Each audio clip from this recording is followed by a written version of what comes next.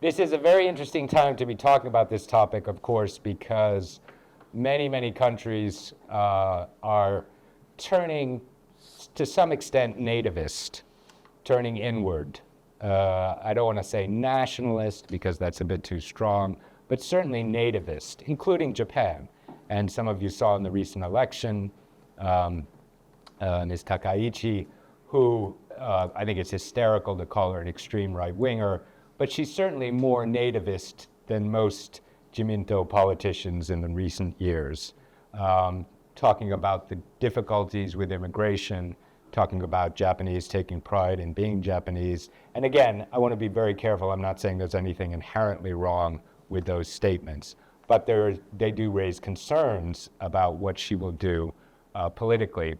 And I don't even need to talk about what's happening in the United States, so you know what kind of nativist atmosphere there is out there.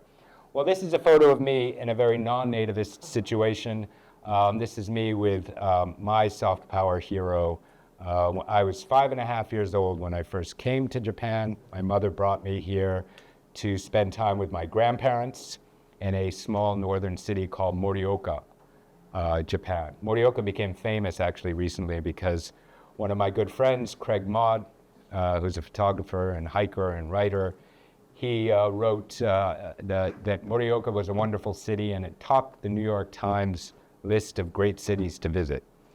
Purely accidental. Craig had no idea they were going to put it near the top. I think it was number 2 after London or something like that. If you've been to Morioka, I mean, I love Morioka. I was a child there and I was a teenager there, but it's not London. So Morioka is where I was living when this picture was taken, and then my uncle took me down to Tokyo Tower to meet my hero, Ultraman Taro. So if those of you who know will know roughly what year this was taken, Ultraman Taro is one of many, many Ultraman heroes in a series that I think may be the longest running tokusatsu special effects series in history, Ultraman.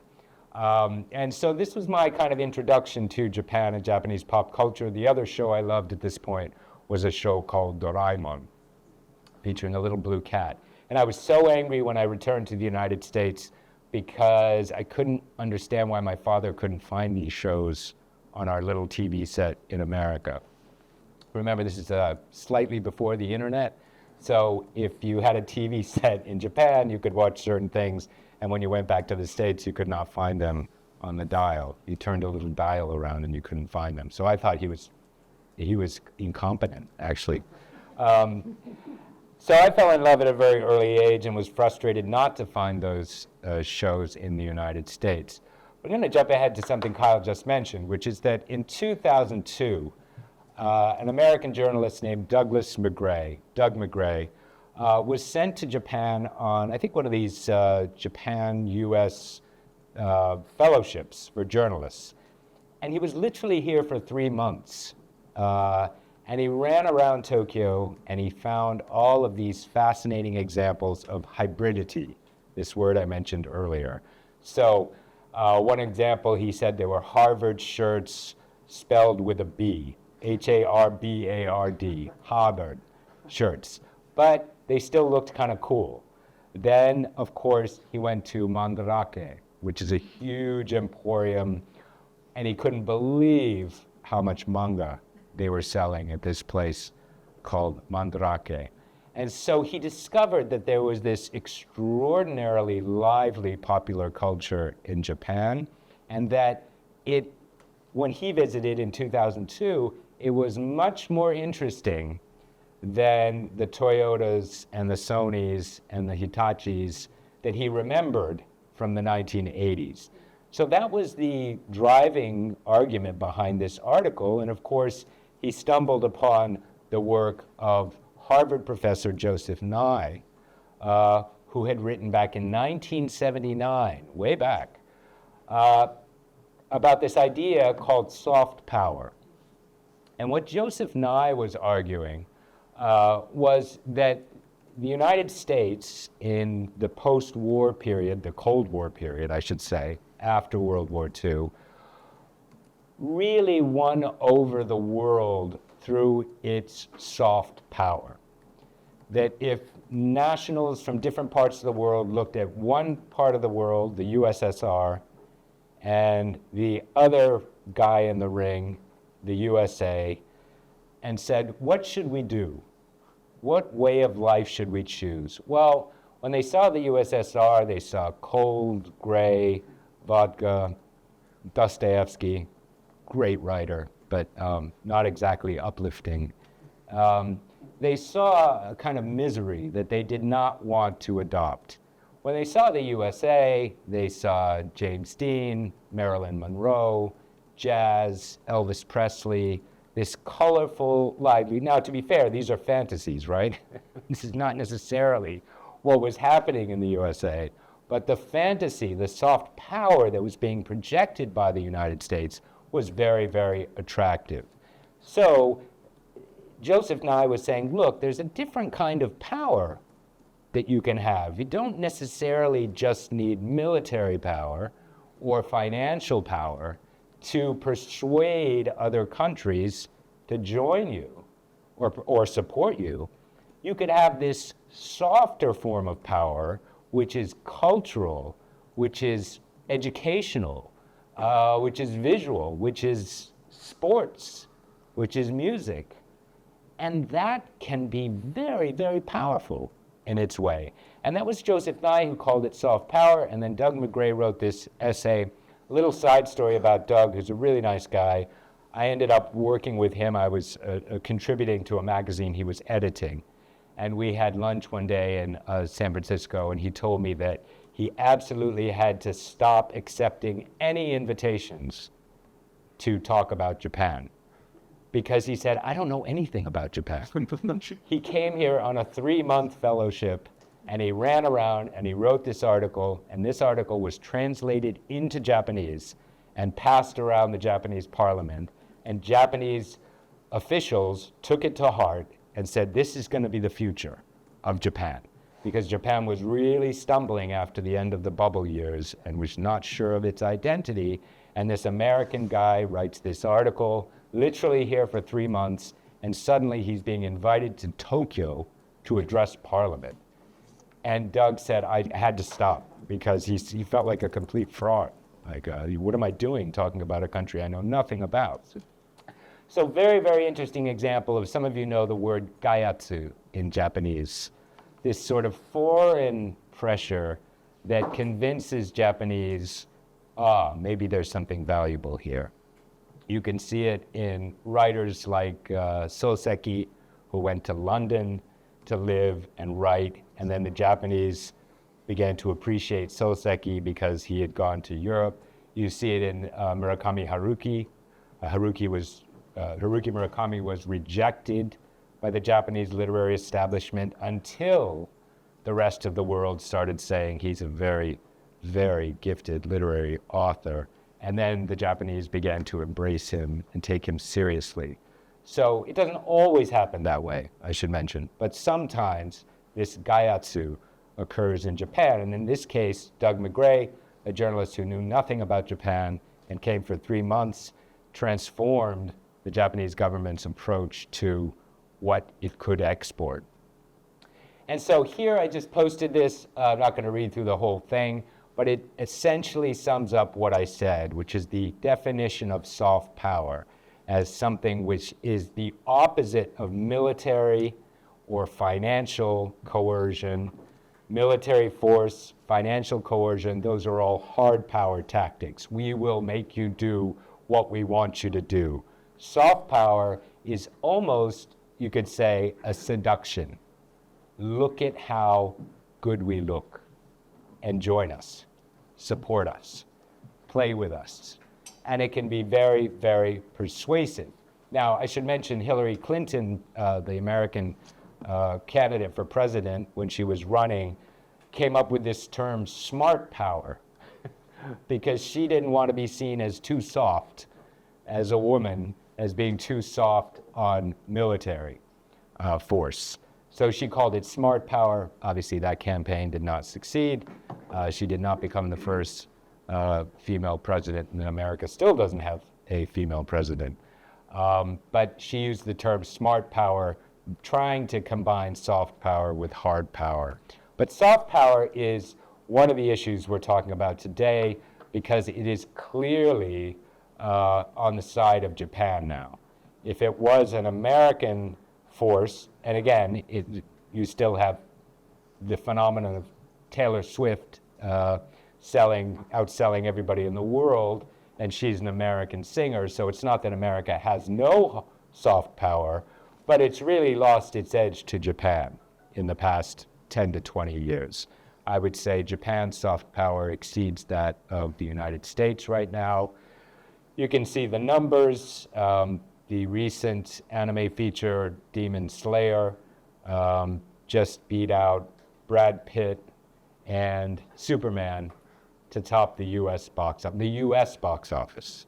So that means young Americans who are willing to pay money to go see a movie in the cinema or in IMAX preferred an anime feature from Japan to a Brad Pitt movie or to a Superman film.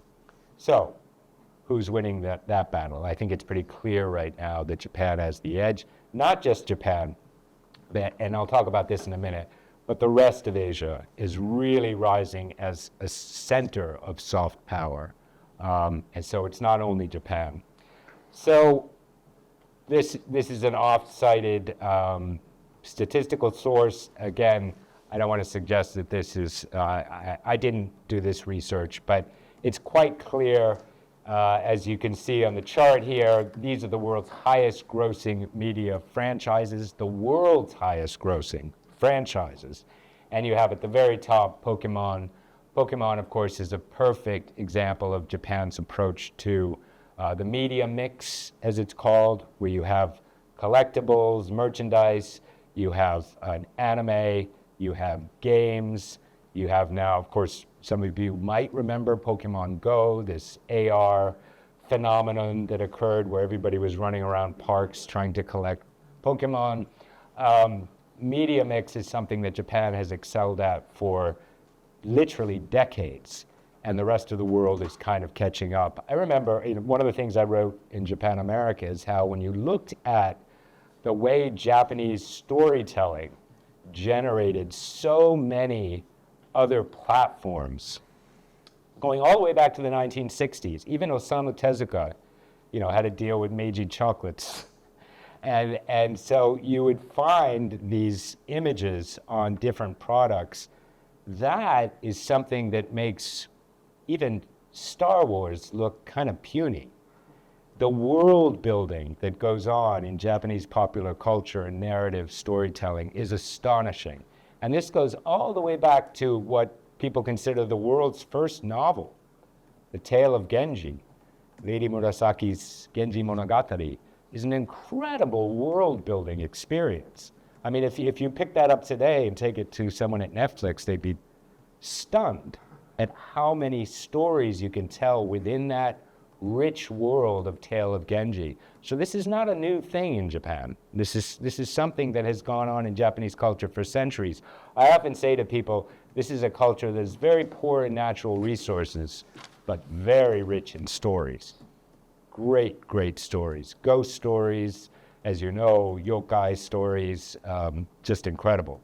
So this great storytelling nation is finally being recognized for it, and I have to be respectful of the market and cite the two titles I think that were really door-smashing titles for manga and anime outside of Japan. This one, of course, Pokemon, which emerged in Japan in 1996. Young man named Tajiri Satoshi, who was something of a kind of a hikikomori, a kind of a reclusive kid, very shy, but loved to collect insects. Some of you may know insect collection is a kind of specialty, especially among Japanese kids. And Tajiri Satoshi was one of them, collected a lot of insects, loved the world of insects, and thought, well, maybe I can make a story about little creatures that you can collect. This sucks. Boy, did he.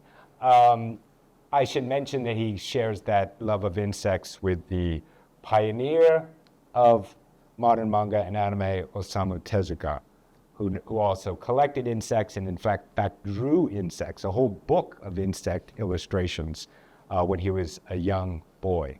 So insect collection, Pokemon, Osamu Tezuka, that could be another lecture for a different time. The other title some of you will recognize that was easily critical in breaking open the market to the West, Dragon Ball Z. This emerged, again, earlier in Japan. 1992, it was the first manga series to be legally licensed outside of Japan. There were pirate copies, of course, but the first legal license, which was signed by my friend Ogino-san and Monte Samsa from Spain, who was trying to get this series licensed in Spain, kept sending faxes. Nobody in Japan could read the faxes because they were in English. And also, they didn't really care. At the time, the manga industry could just rely on the domestic market. So who are these foreigners who want to publish this? Do they get it? What's the point? The industry was quite parochial. But Chigusa Ogino, who is not parochial, was the one who finally read this pile of faxes and decided to call up this poor woman in Barcelona and tell her she could help. And they got that licensed in 1992. So that was the first international license for a manga title, and it was Dragon Ball. And then, of course, it exploded worldwide. But Spain was the first country. I should mention that Spain and France were really ahead of everyone else outside of Japan in recognizing the value of these stories and this artwork. So we get to right after the pandemic. The pandemic gave another huge shot in the arm to manga and anime. Unbelievable. Not something anyone could see coming. Of course, manga and anime were already popular before 2020 and the virus hit. But with everybody staying at home, suddenly anime became, as this article from Hollywood Reporter says, the world's most bankable genre. And what the article explains is that if Netflix or Amazon Prime or Hulu, if they can get anime in their lineup, the audience stays. One of the challenges for streaming services is keeping you subscribing month after month after month. In the industry, they call it churn. A lot of people will sign up for Apple TV, watch the series they want to see, and then split and unsubscribe. What the platforms need is for you to stay and keep paying that monthly fee. That's why they don't have advertising. Well, they do now have an advertising tier, but they don't want to have advertising. They want you to keep paying a monthly fee. And so if they have churn and people sign up for 1 or 2 series and then leave, it's not good for them. They can't grow. They need you to stay, and they need more people to come. And anime, as you see from this headline, is the one genre, sorry, it's not a genre, one medium that they've discovered that works. If anime fans know you've got anime and you keep getting anime, they won't go away. And that is critical in 21st century media, that you get an audience that's loyal. Taylor Swift knows that, and she's doing her best to keep that loyalty alive. Some of you may know, she puts Easter eggs in her songs and everything she can to keep these people coming back and coming back and coming back. That's what you need. In the industry, they call it sticky. Anime fans are sticky. They stick with you. They don't just peel away. So I don't want to get too far into the business here. We should talk a little bit about the art itself. I mentioned this man earlier. I hope most, if not all of you, know his name. Osamu Tezuka was really the pioneer of modern manga and anime. He was not the only artist, and as many academics are now sort of proclaiming, there were other people working when Tezuka was at work, and Tezuka kind of dominated the scene, partly because he was a workaholic and produced more than just about anyone else. Also, he was extremely well read. He was an intellectual. He read widely Russian literature. He read widely in Buddhism. He studied Buddhism. He read widely in religious histories, read the Bible. I mean, Tezuka was omnivorous. He went after everything, and he believed he could make manga and anime about anything. I put these two fan art images of Mickey and Tezuka's first major series hero, Astro Boy, or Tetsuwan Atom, largely to tell you this little anecdote, which is in Japanamerica, which is the first time I interviewed one of his Tezuka's colleagues. Tezuka died in 1989. His colleague, Shimizu-san, I said, what is the difference between Astro Boy and Mickey Mouse? And he said, it's easy. Astro Boy worries a lot. Mickey is chipper. Mickey is optimistic. Mickey is positive. Astro Boy is really worried. And I said, what's he worried about? And he said, he doesn't know what he is. He's half boy, he's half robot. And of course I thought, Japan. The identity of Japan after these disruptions in the 19th century, the Americans coming in with their black ships, opening up a closed Japan to Western trade, and then, lo and behold, the Americans coming in just about 100 years later with atomic bombs and occupying Japan for 7 years. So Japan's native narrative about who it is, the Japanese identity, gets split by these interruptions. And of course, Japan, after 1853, changes. The Meiji Restoration was a radical shift. And Japan, after 1945, changes again in a radical, transformative way. The question becomes, does the Japanese identity stay consistent through those disruptions, which is a fascinating question to explore. But you get this character, Astro Boy, and the other difference, aside from Astro being worried a lot and not sure of what he is or what it is, Astro is also trying for world peace, as opposed to so many American superheroes who are trying to achieve justice.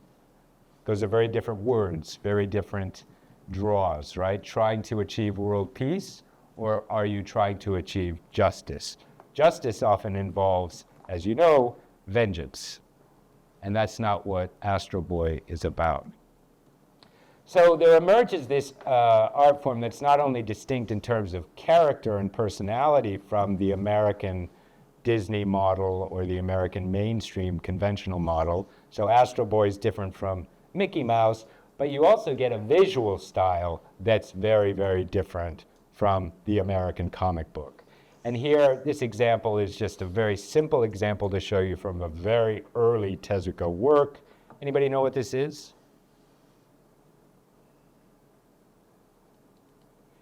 It's New Treasure Island, which Tezuka created in 1947, although he used to go back to his own work and revise it and fix it, so this may not be the original 1947. But what I wanted to show you here is, as many of you know, Japanese manga, just like Japanese writing, Japanese books, is read from right to left. So you go from right to left, the panels from top to bottom. And what Tezuka wanted to do with manga principally is to make it more like film, to make the experience of the action more intimate. So if you think of a classic American comic book scene, Superman soaring over Metropolis, or Batman with his cape and his fists raised, it's action to action to action, right? That's how the plot moves. But manga, partly because of Tezuka, slows things down. And as my friend Fred Schott, who's a great Tezuka, who's a friend of Tezuka's and his translator and interpreter, as Fred says, he decompresses the narrative. Take it apart, slow it down.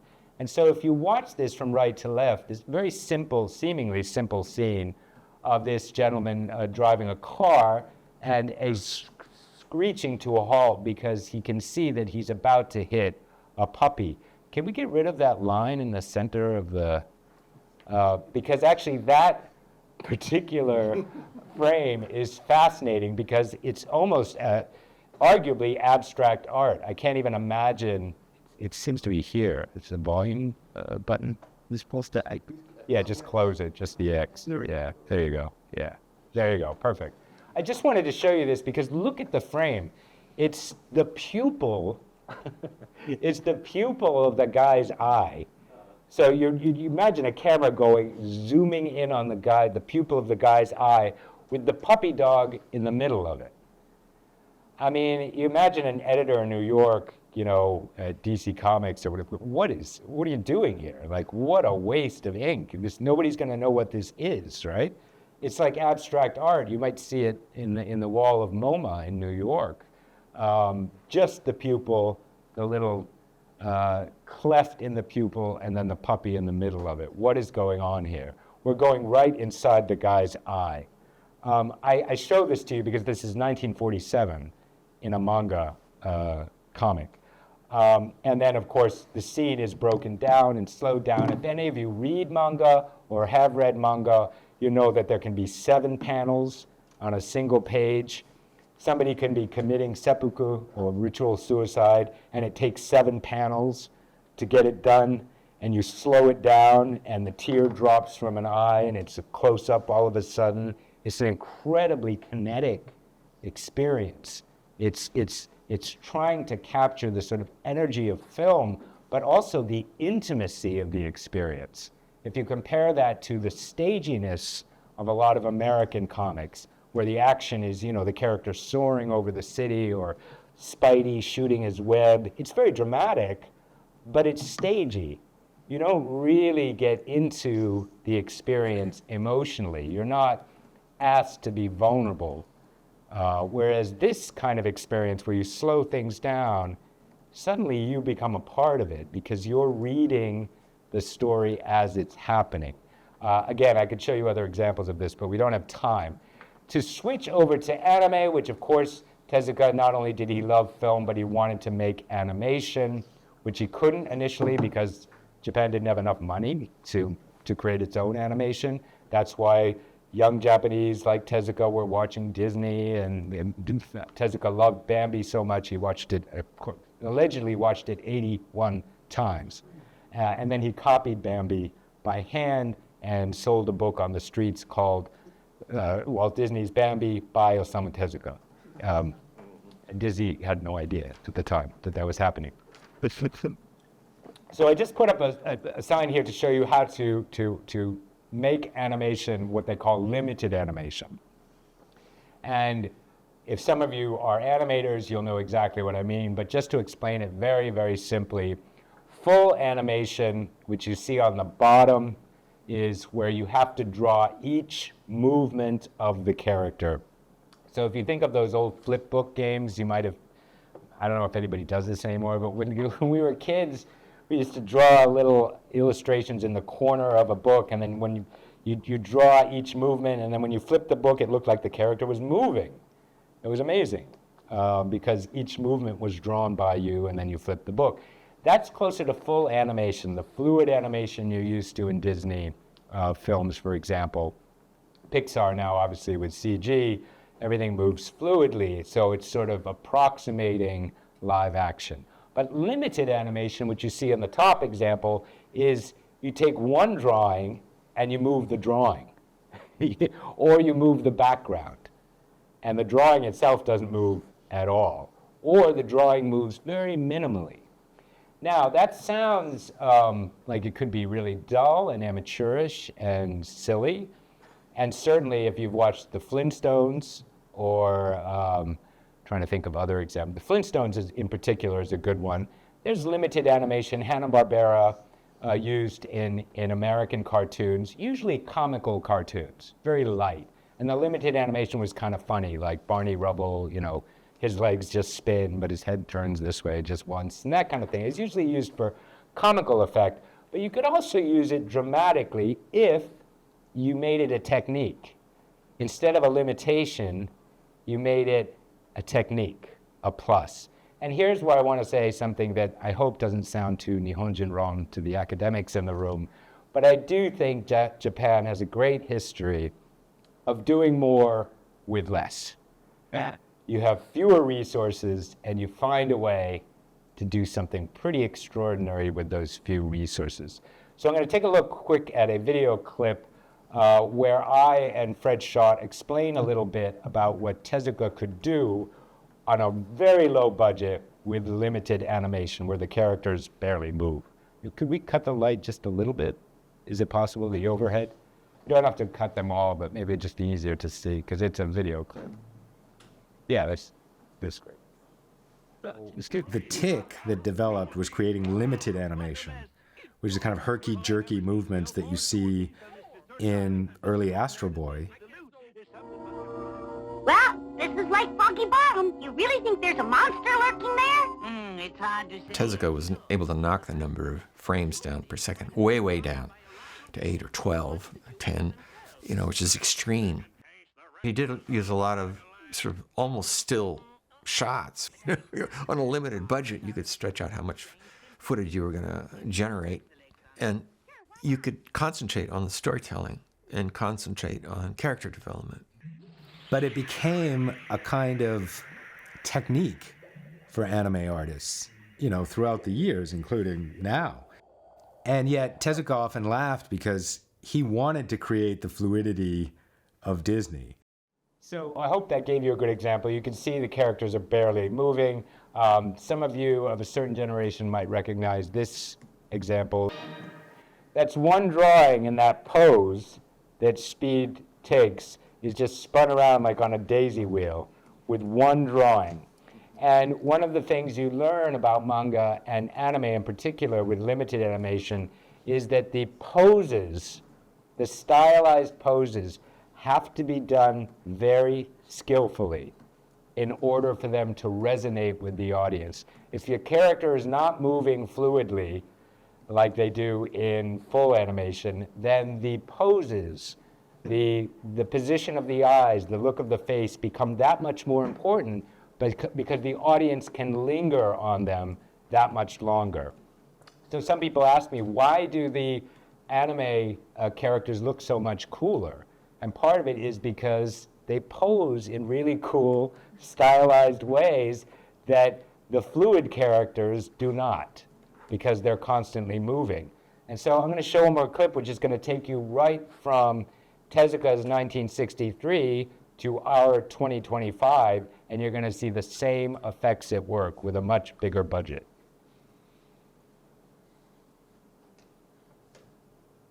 And there's still almost no attempt to make the mouth flaps realistic looking. So part of this, what I'm showing you here, is that anime is highly stylized. It is its own unique form of expression that comes from partly the limitations of Japanese resources and the successful and brilliant execution of an aesthetic form with those limited resources. So that's very, very important. And I say this partly because I've talked to so many film festival directors around the world who've said to me, if we get a new animated film from France or Iran or another part of the world, when we show it in the cinema, it takes the audience, 10, 15 minutes to get used to the animation, the style of animation. But he said if it's from Japan, they know right away. The audience knows it's anime. And they know the stylizations associated with anime. They know the imagery. So even if they've never seen the film, even if it's Makoto Shinkai's newest film, they've never seen it before, they sit down and go, it's anime. I got it. So there's a stylization that has developed in Japan that distinguishes Japanese animation from animation in the rest of the world. Now, of course, as you can imagine, with anime's success, there are other countries in the rest of the world trying to copy the Japanese approach. But it is definitely distinctive. I just showed you two examples of limited animation that span the years from 1963 to 2025. And you can see similar aesthetic approaches in both examples.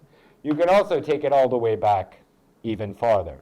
Now, this is, again, probably standard stuff. Some of you have studied this maybe, but this is just an example of the kinetic energy and line drawings that characterize scroll paintings going back to the 12th century in Japan, and of course the explosion of pop art vis-a-vis woodblock prints, or ukiyo-e. These are a couple of the most famous prints in Japanese woodblock history. This is, of course, the Great Wave. I'm happy to say that Andy Summers from the Police the other night was playing a guitar designed by Fender with the image of Hokusai's Great Wave on the guitar. It was pretty cool, actually. Pretty cool looking. Yeah. What you can see here is the emphasis on the outlines, the line work here, which you find in manga. Manga is very rarely what we would think of as three-dimensional. It's often 2D or flat, and the power is in the lines or the edges or the outlines.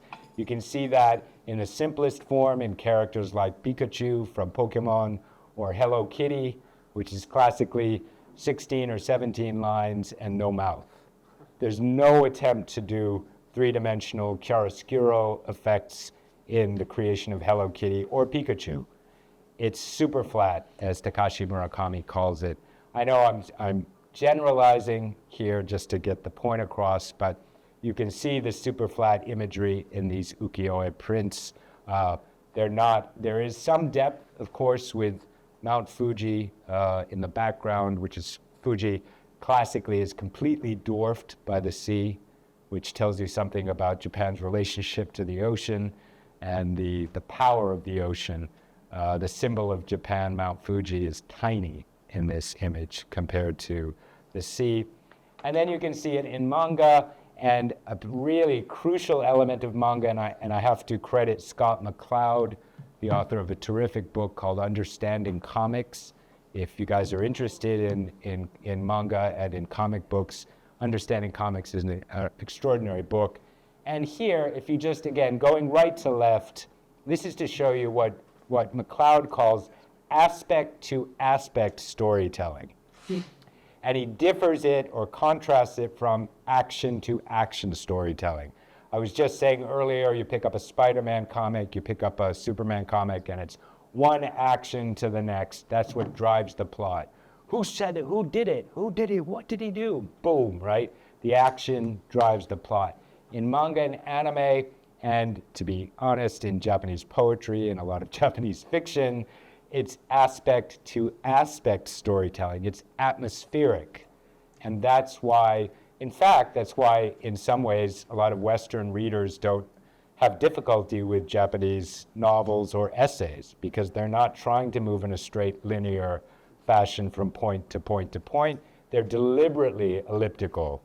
They're deliberately pondering a scene or situation. Here, going from right to left, you see it's the shot of the entranceway to the house. You get a bit closer to the entranceway, and then you look into the house. And you spend 3 panels doing that. Hardly action to action. Here's a shot of a woman preparing some food in the kitchen.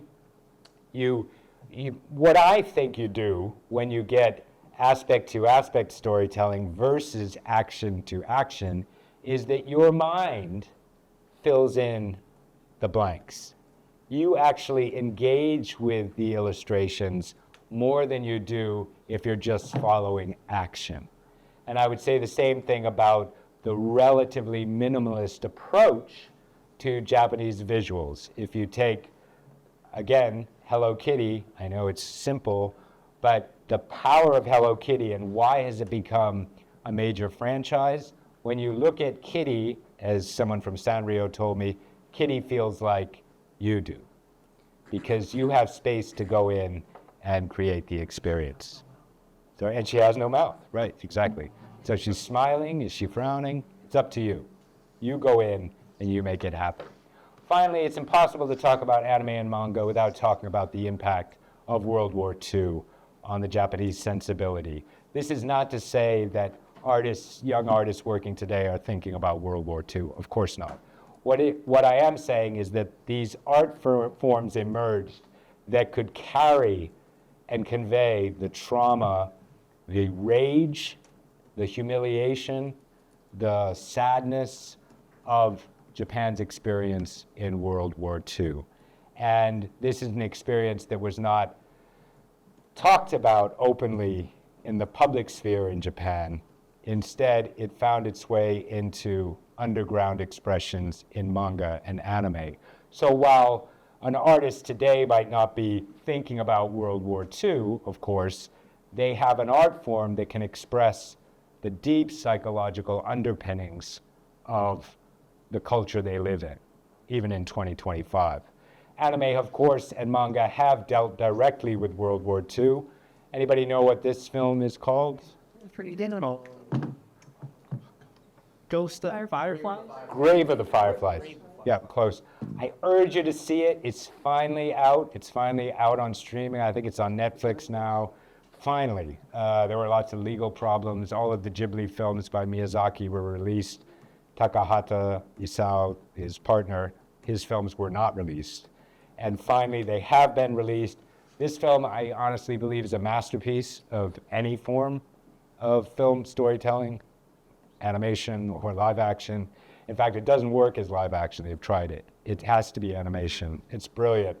This scene is quite extraordinary. In the film, you can see the boy is looking at a burnt out and decimated city that's been firebombed by the Americans in the distance here. When you watch the film, as I know you will, you'll notice this scene is a completely still painting. Nothing moves at all. The boy is standing there staring at this scene, and talk about limited animation. There's no animation. It doesn't move, and it's incredibly powerful. In fact, if it did move, it would be less powerful.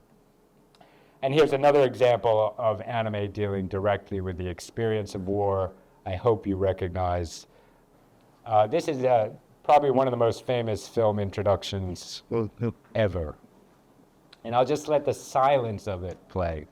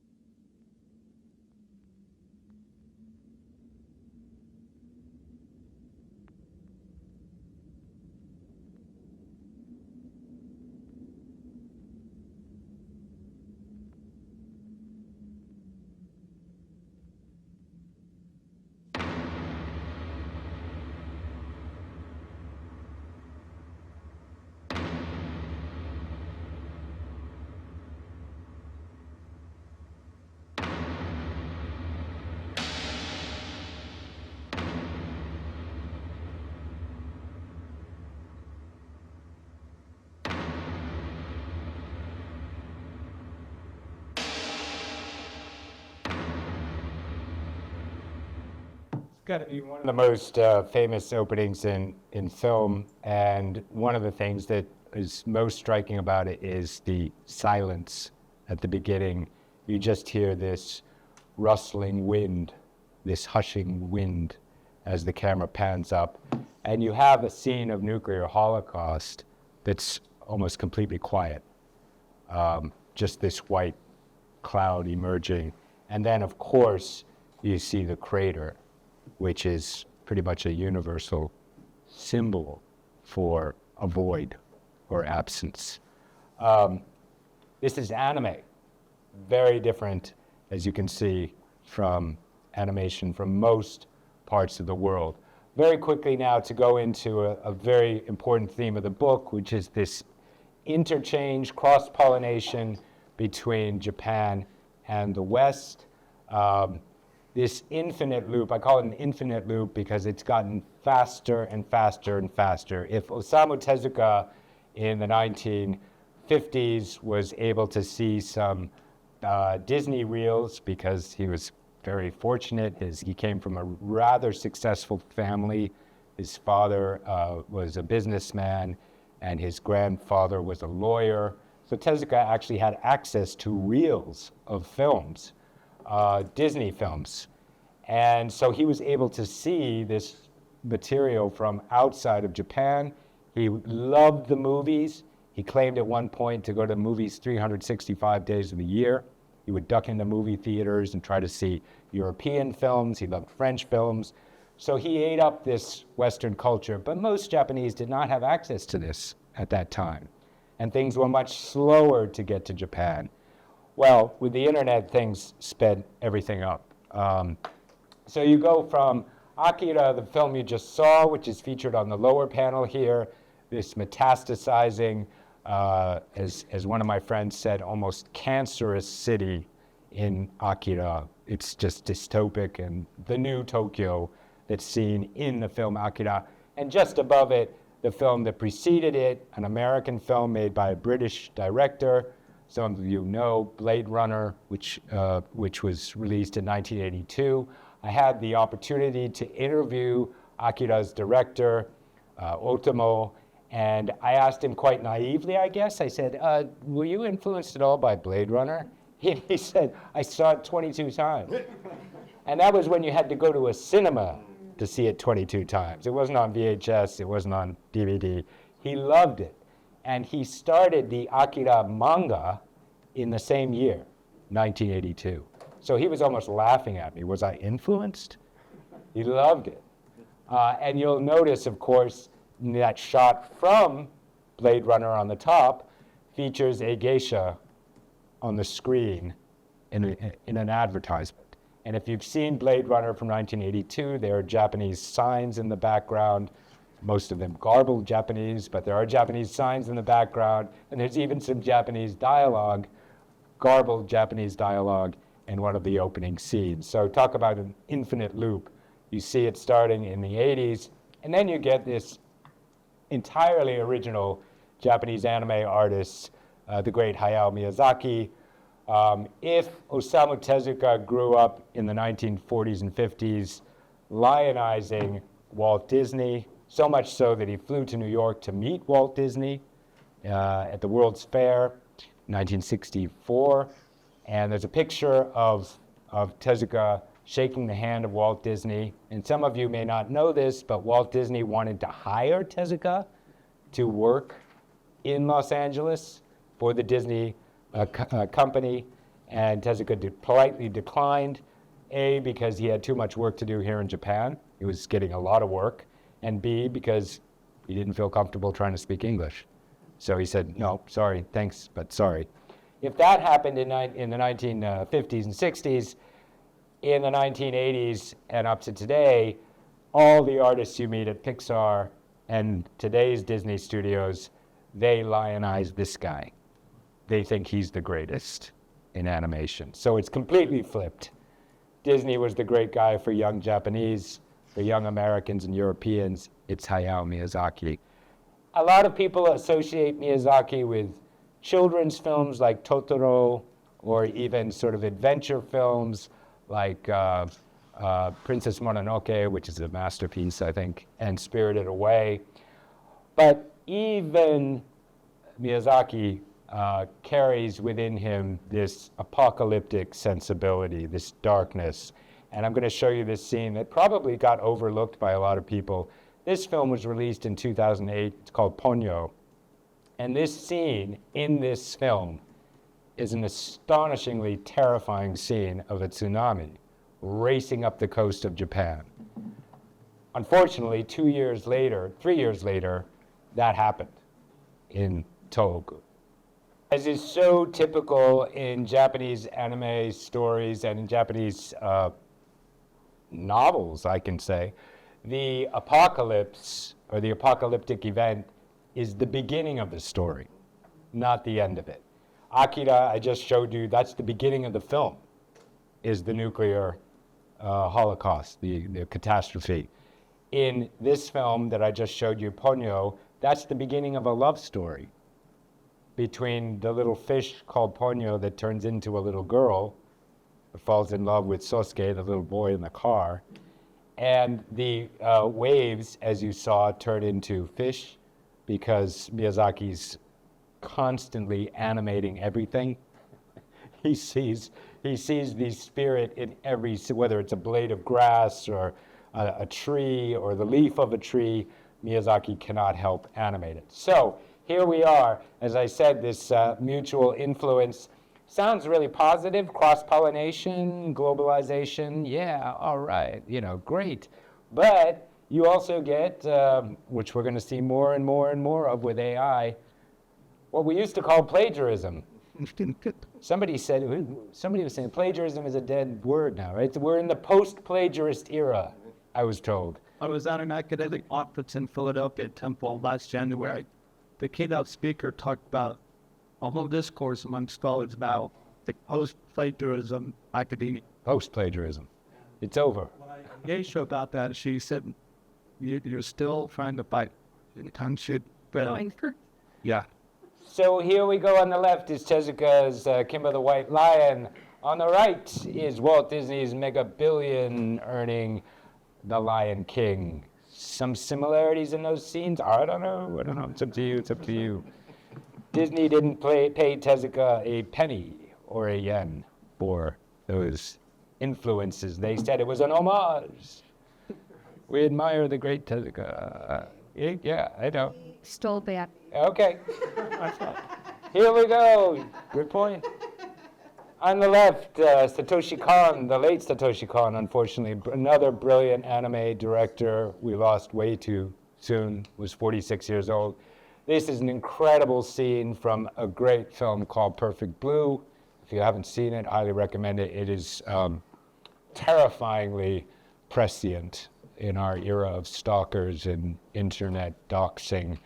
This is called Perfect Blue. This is a American movie called Black Swan, produced in Hollywood by Darren Aronofsky. Very similar scene. A woman in a bathtub suddenly gasps and shrieks in both films. Yeah, and here we have on the left another film by Satoshi Kon, which is equally brilliant, called Paprika. And on the right, a film by a Oscar-winning American director named Christopher Nolan called Inception. Check it out. And here we go, Ghost in the Shell and The Matrix. And now, to be perfectly fair, the Wachowskis, as they're called, the now sister team called the Wachowskis, they came to Japan and they made a DVD called The Animatrix, working with animation directors, and they openly acknowledged that they loved an anime classic called Ghost in the Shell, and they wanted to find a way to turn live action into anime. So the Wachowskis were not hiding behind any cloaks and were openly expressing the fact that The Matrix was deliberately made. I don't know, any of you seen The Matrix? Yeah, so you've seen it. Was deliberately made to mimic effects from anime. One of the best examples, I told you about the decompression of narrative in manga and anime. One of the most famous scenes in The Matrix is that bullet that slows down through the air and Keanu Reeves, the actor, twists around. It's exactly what I was showing you in manga, breaking down the image and decompressing the action. Hollywood, of course, going nuts, trying to make Death Note into a Netflix series with Willem Dafoe, the aging actor, trying to make Ghost in the Shell, the movie I just mentioned, into a Hollywood blockbuster with Scarlett Johansson, who at the time was the highest earning female actor in Hollywood. I don't know if she still is, but at the time they thought she would help sell the movie by playing Motoko Kusanagi, and there was a lot of fuss on the internet over what they called whitewashing, which is casting Caucasian actors to play Asian characters. So that really hurt the film, actually, and a lot of other things hurt the film, but we won't go there.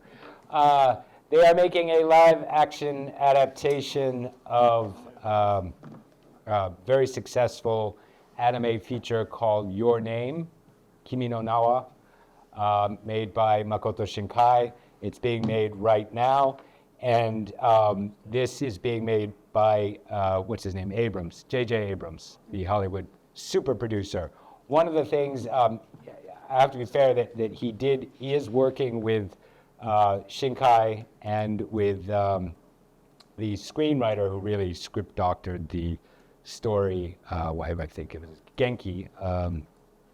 The screenwriter is being flown over to America to help them develop this live action feature and not get it wrong.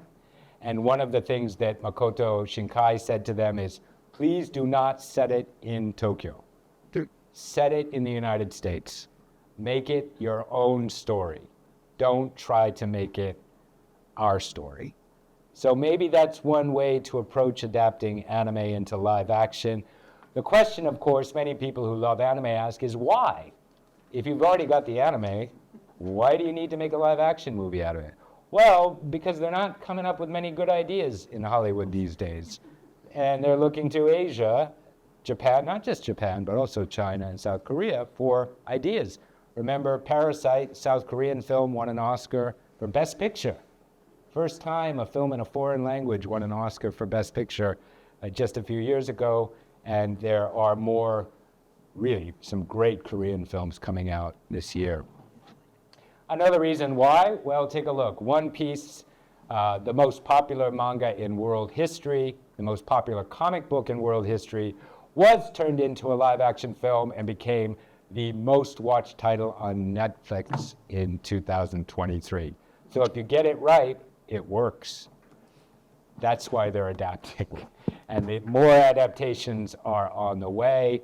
And the other reason Hollywood and the industry is desperate to adapt Japanese titles, Japanese IP, is because they don't know how to reach Gen Z, and Gen Z doesn't like Hollywood that much.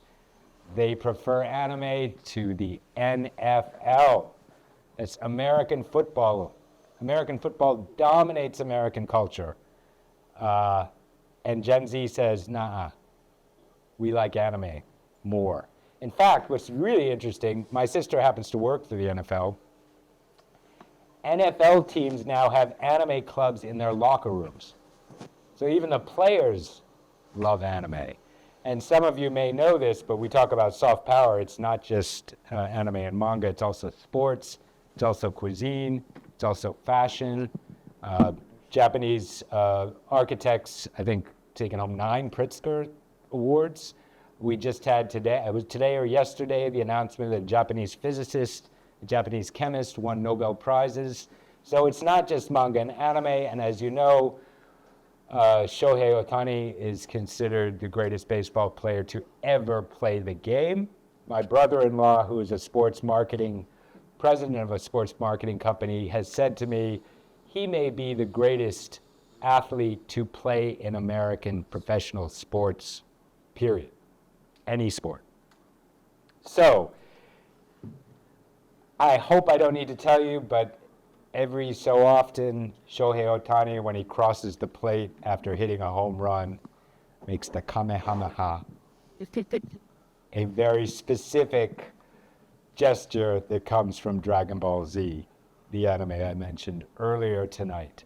So he's a fan, and he's taken that fandom to the LA Dodgers, the team he plays for.